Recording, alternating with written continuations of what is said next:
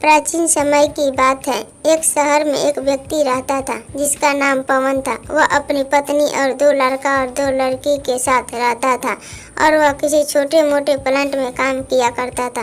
पवन और उसकी पत्नी खुशी खुशी अपना जीवन व्यतीत कर रहे थे। समय का चक्र बीत रहा था और उनके लड़का लड़की बड़े होते जा रहे थे। जब उसकी बड़ी बेटी कक्षा 5 में पढ़ रही थी तभी एक दिन स्कूल की छुट्टी के समय जब वह लड़की सीढ़ियाँ से नीचे उतर रही थी तब पीछे से किसी लड़की ने धक्के लगाने पर वह सीढ़ी से नीचे गिर गई, जिसके कारण वह उसके पैर में चोट आ गई। जब लड़की घर पर लंगड़ाती हुई आई तो उसके पिता ने पूछा क्या हुआ।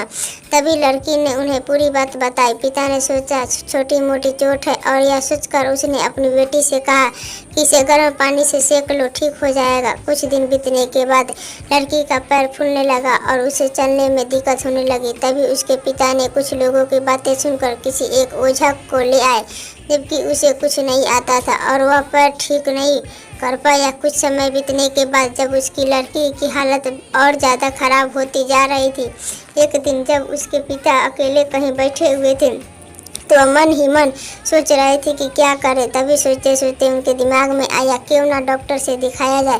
तभी दूसरे दिन वह अपनी लड़की को लेकर वहीं पास के अस्पताल में जाते हैं। डॉक्टर जब लड़की को देखता है तो लड़की के पिता से कहता है कि जल्द ही इसका ऑपरेशन करना होगा, क्योंकि इस लड़की के पैर में एक बहुत बड़ा घाव हो चुका है, जिसके कारण लड़की का पैर भी काटना पड़ सकता है।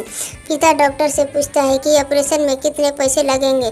तभी डॉक्टर कहता है 40,000 रुपये लगेंगे। पिता घबरा जाता है लेकिन पैसे की तलाश में इधर उधर जाने लगता है। इधर उधर भाग दौड़ करने के बाद पैसे की व्यवस्था कर लेता है और लड़की का ऑपरेशन हो जाता है। ऑपरेशन के बाद लड़की अपने घर आ जाती है, परंतु लड़की के पैर में कुछ सुधार न होने के कारण पिता चिंतित रहने लगता है।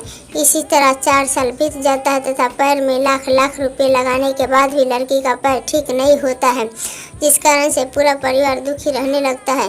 कुछ समय बीतने के बाद लड़की का विवाह हो गया और लड़की के जीवन में खुशहाली आ गई। पिता सोचता है कि अब सब ठीक कुछ हो गया है, संघर्षों का दौर खत्म हो गया है, परंतु किस्मत को कुछ और ही मंजूर था। एक दिन जब वह बाजार जा रहा था तभी पीछे से किसी ट्रक के द्वारा उसका एक्सीडेंट हो गया, जिसके कारण उसके सर से गंभीर चोट आई।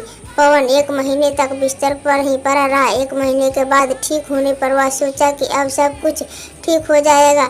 तभी उसकी पत्नी का स्वास्थ्य खराब होने लगा और वह बीमार पड़ गई। यहाँ वहाँ छोटे डॉक्टरों को दिखाने के बाद तबीयत और बिगड़ गई, जिसके कारण उन्हें वाराणसी के PHU अस्पताल में ले जाना पड़ा।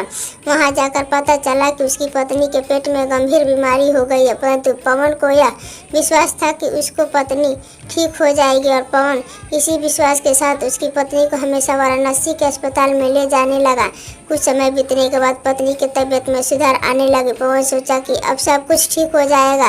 एक बार जब वह अपनी पत्नी को वाराणसी के अस्पताल में ले गया, डॉक्टर ने सभी रिपोर्टों को देखते हुए कहा सब कुछ ठीक है। पवन बहुत खुश हुआ और वह अपनी पत्नी के साथ अपने शहर वापस आ गया। अगली सुबह सब कुछ ठीक था। पवन का बड़ा और छोटा बेटा दोनों स्कूल चले गए और पवन अपने काम पर चला गया। बड़ा बेटा स्कूल में सोच रहा था कि चलकर माँ से कुछ बातें करेंगे। तभी 11 बजे उसका मित्र आता है और कहता है कि चलो तुम्हारी माँ की तबीयत खराब हो गई है।